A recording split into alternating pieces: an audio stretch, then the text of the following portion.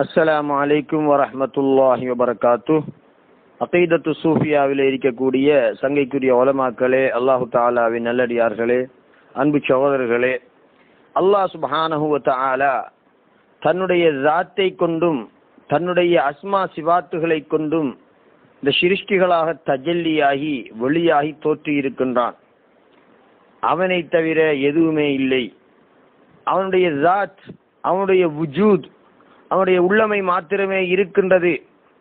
நாங்கள் பார்ப்பதும் தொடுவதும் எங்களுடைய புலன் உணர்வுகளால் நாங்கள் உணர்வதும் அவனுடைய ஸாத்தை தான் என்பது சம்பந்தமாக நாங்கள் தொடர்ச்சியாக உரையாற்றி வருகின்றோம். அந்த அடிப்படையில் ஷேக் அப்துல் கரீம் அல் ஜீலி கத்தஸல்லாஹு சிர்ரஹுல் அஸீஸ் அவர்களுடைய அந்நாதிராத்துல் ஐனியா என்ற நூலில் கவிதை வரிகளில் அல்லாஹ் சுப்ஹானஹு வ தஆலாவை பற்றி பேசக்கூடிய விடயங்களை இறுதியாக நாங்கள் பேசிய அந்த ஆடியோவிலே நாங்கள் பேசினோம். அந்த தொடரிலே இமாம் அவர்கள் சொல்லி காட்டுகின்றார்கள், வயா அஹதிய ஸாத்தி ஃபீ ஐனி கஸரத்தின் வயா வாஹிதல் அஷ்யாஇ ஸாத்துக ஷாயிஉ. ஸாத்தில் ஏகமானவனே, ஸாத்தில் ஒருவனாகிய ஏகமாக இருக்கக்கூடியவனே, நீ பல தோற்றத்திலே பலதாக இருக்கின்றாய். தோற்றத்தில் பலதாக தோன்றக்கூடிய ஸாத்தில் ஏகமாக இருக்கக்கூடியவனே, வயா வாஹிதல் அஷ்யாஇ, வஸ்துக்களின் ஒருவனாக நீயே இருக்கின்றாய். ஸாத்துக ஷாயிஉ, உன்னுடைய ஸாத் எனும் உள்ளமைதான் எல்லா வஸ்துக்களிலும் வெளியாகி இருக்கின்றது என்று இமாம் அவர்கள் சொல்லி காட்டுகின்றார்கள்.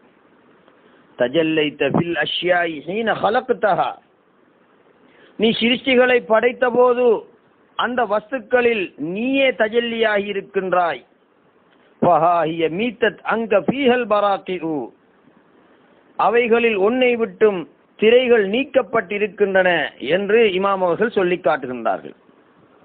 இந்த சிருஷ்டிகளில் அவைகளை படைத்த போது நீயே தஜல்லியாகி இருக்கின்றாய் என்று இமாம் அவர்கள் சொல்லி இருக்கின்றார்கள். உன்னுடைய சக்தி, உன்னுடைய தன்மை அல்லது உன்னுடைய கற்பனையில் நீ சிருஷ்டிகளாக வெளியாகி இருக்கின்றாய் என்று சொல்லவில்லை, நீ வெளியாகி இருக்கின்றாய் என்று சொல்லி இருக்கின்றார்கள். எனவே அது அவனுடைய ஸாத்தையே குறிக்கின்றது.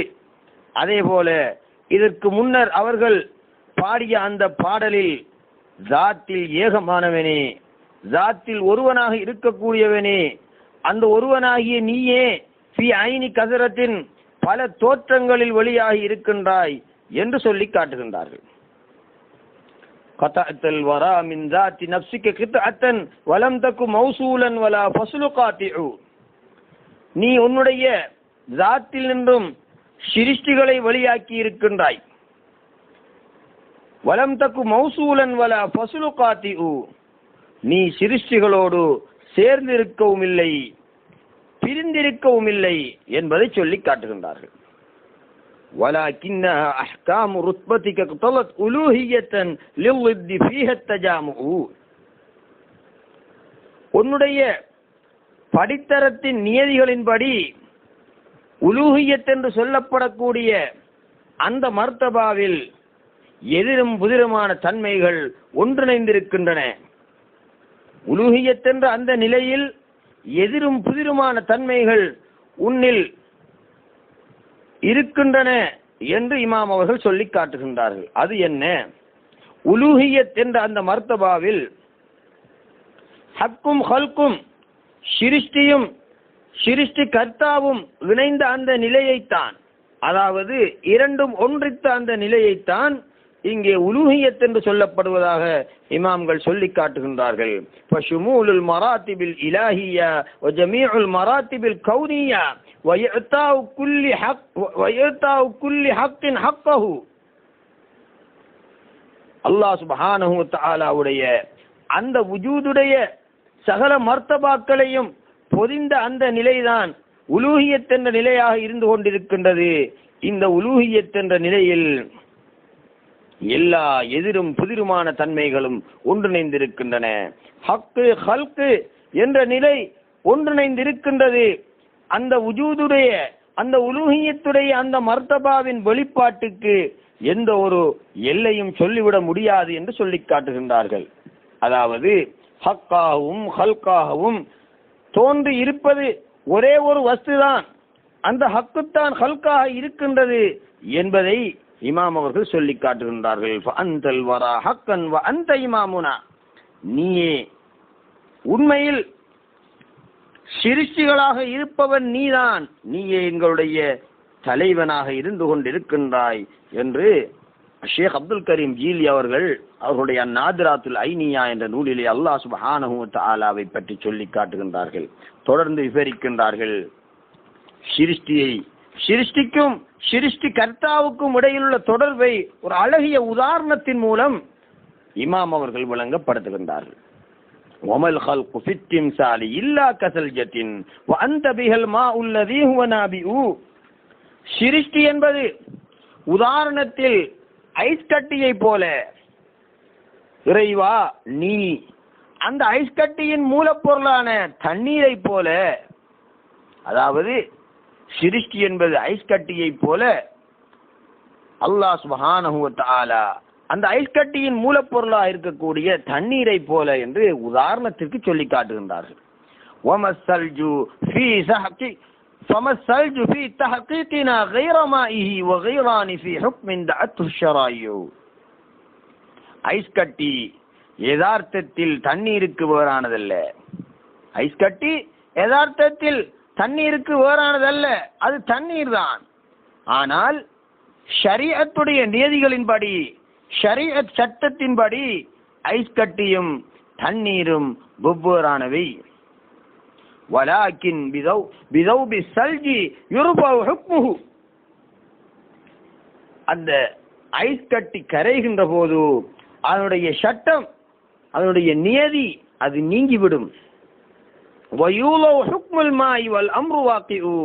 தண்ணீருடைய சட்டம் தொடர்ந்து இருந்து கொண்டிருக்கும் என்று சொல்லி காட்டுகின்றார்கள். அதாவது ஐஸ் கட்டி என்பது தண்ணீருடைய ஒரு வெளிப்பாடு, அதற்கு மூலப்பொருள் தண்ணீர், தண்ணீர் தான் ஐஸ் கட்டியாக வந்திருக்கின்றது. யதார்த்தத்தில் தண்ணீர் தான் ஐஸ் கட்டியின் யதார்த்தம், ரெண்டும் வேறானதல்ல. தண்ணீரும் ஐஸ் கட்டியும் ஒன்றுதான். ஆனால் வெளிரங்கத்தில், பார்வையில், தோற்றத்தில் தண்ணீர் வேறாகவும் ஐஸ் கட்டி வேறாகவும் நாங்கள் நோக்குவோம். காரணம் என்ன? இரண்டுக்கும் இரு வேறுபட்ட தன்மைகள் இருக்கின்றன. ஐஸ் கட்டி என்ற அந்த நிலையிலே இருக்கின்ற போது அதனுடைய தன்மை வித்தியாசப்படும், அதனுடைய சட்டம் வேறு. அந்த ஐஸ் கட்டியை கொண்டு நாங்கள் உணவுகளை பழுதடையாமல் பாதுகாக்க முடியும். அப்படியான தன்மை ஐஸுக்கு இருக்கின்றது. தண்ணீருக்கு அந்த தன்மை கிடையாது. தண்ணீரிலே ஒரு பொருளை போட்டு வைத்தால் அந்த பொருள் பழுதாகிவிடும், அது அழிவடைந்து விடும், அது பழுதடைந்து விடும். அதே நேரத்தில் ஐஸ் கட்டியிலே ஒரு பொருளை போட்டு வைத்தால் அந்த பொருள் பழுதடைய மாட்டாது, பாதுகாப்பாக இருக்கும். எனவே இரண்டு விதமான கோலங்களுக்கும் வித்தியாசமான தன்மைகள் இருக்கின்றன, ஆனால் மூலப்பொருள் ஒன்றுதான். எனவே ஐஸ் கட்டி கரைகின்ற போது அதனுடைய தன்மை நீங்கிவிடும், அது நீராக இருக்கும். அந்த நேரத்தில் நீருடைய தன்மை தொடர்ந்து இருக்கும் என்று சிருஷ்டிக்கும் சிருஷ்டி கர்த்தாவுக்கும் இடையில் உள்ள தொடர்பை மிக இலகுவான உதாரணத்தின் மூலம் அல்லாஹ் சுப்ஹானஹு வ தஆலா ஸாத்தை கொண்டே வெளியாகி இருக்கின்றான் என்பதை நிரூபிப்பதற்காக இமாம் அவர்கள் இவ்வாறு சொல்லி காட்டியிருக்கின்றார்கள். தஜம்மஅத்தில் அல்தாது ஃபீ வாஹிதில் பஹா. அல்லாஹ் சுப்ஹானஹு வ தஆலாவுடைய அந்த அலமத்தில், அந்த ஒருவனாகி அல்லாஹ் சுப்ஹானஹு வ தஆலாவுடைய அந்த கண்ணியமிக்க அந்த அலமத்தில் எதிரும் புதிருமான தன்மைகள் ஒன்றாகி இருக்கின்றன. வஃபீஹி தலாஷத் வஹுவ அன்ஹுன்ன சாத்திஉ.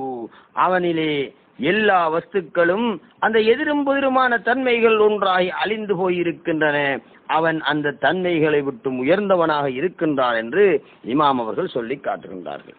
எனவே அன்பு சகோதரர்களே, இமாம் அப்துல் கரீமுல் ஜீலி கத்தஸல்லாஹு சிர்ரஹுல் அஸீஸ் அவர்கள் சொல்லி காட்டிய இந்த விவரங்களிலே இருந்து நாங்கள் புரிந்து கொள்ள முடியும், அல்லாஹ் சுப்ஹானஹு வ தஆலா ஸாத்தை கொண்டே வெளியாகி இருக்கின்றான். அவனுடைய ஸாத்தை கொண்டும் அஸ்மா சிவாத்துகளை கொண்டும் அவனே தஜல்லியாகி இருக்கின்றான். இந்த சிருஷ்டிகளாக இருப்பது அவன்தான், அவனுடைய உள்ளமைதான், அதற்கு வேறான எதுவுமே கிடையாது என்பதை நாங்கள் புரிந்து சரியான வஹ்தத்துல் வுஜூதுடைய அந்த வழியிலே செல்ல வேண்டும் என்று நான் கேட்டுக்கொள்கின்றேன். இன்ஷா அல்லாஹ் இன்னும் ஒரு சந்தர்ப்பத்தில் இதனுடைய தொடரான பேச்சுக்களை பேசலாம். அஸ்ஸலாமு அலைக்கும் வரஹ்மத்துல்லாஹி